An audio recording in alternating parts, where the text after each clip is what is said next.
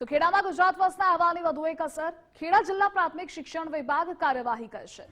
ત્રિપલસીના ખોટા સર્ટી રજૂ કરી લાભ લેનારા સામે કાર્યવાહી. ખેડાના ડીપીઓ પરેશ વાઘેલાનું મહત્વનું નિવેદન સામે આવ્યું છે. મહેમદાબાદના 112 શિક્ષકો સામે પોલીસ ફરિયાદ કરાશે. બોગસ પ્રમાણપત્ર મૂકનારા શિક્ષકોને ખાતાકીય સજા પણ થશે.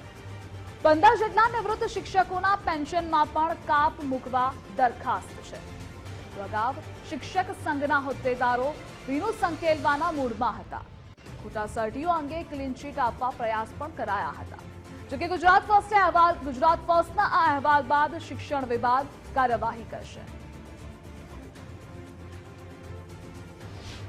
2022માં જે ખાતાકીય તપાસ શરૂ કરવામાં આવી હતી એ તપાસ પૂર્ણ થઈ ગયેલ છે, જેમાંથી 15 જેટલા શિક્ષકો નિવૃત્ત થઈ ગયેલ છે, જેની પેન્શન કાપની દરખાસ્ત અમે ઉપલી કક્ષાએ મોકલી આપવામાં આવેલ છે. આ ઉપરાંત જે અમે શિક્ષાત્મક કાર્યવાહી શરૂ કરી છે એમાં મે 26 અને 31 ઓક્ટોબર 26માં જે શિક્ષકો રિટાયર થયા છે તે શિક્ષકોની અમે શિક્ષાત્મક કાર્યવાહી પૂર્ણ કરેલ છે.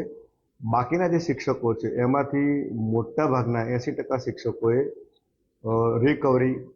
ખેડા જિલ્લામાં ગુજરાત ફર્સ્ટની ધારદાર સમાચારની અસર જોવા મળી છે.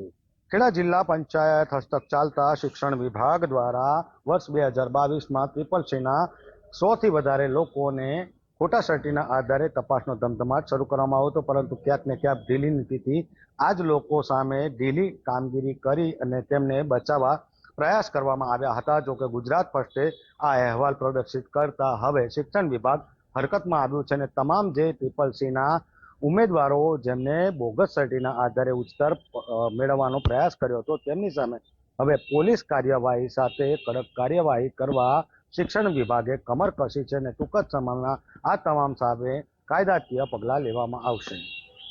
ગુજરાત ફર્સ્ટ સાથે સંદીપ રાજપૂત, નડિયાદ.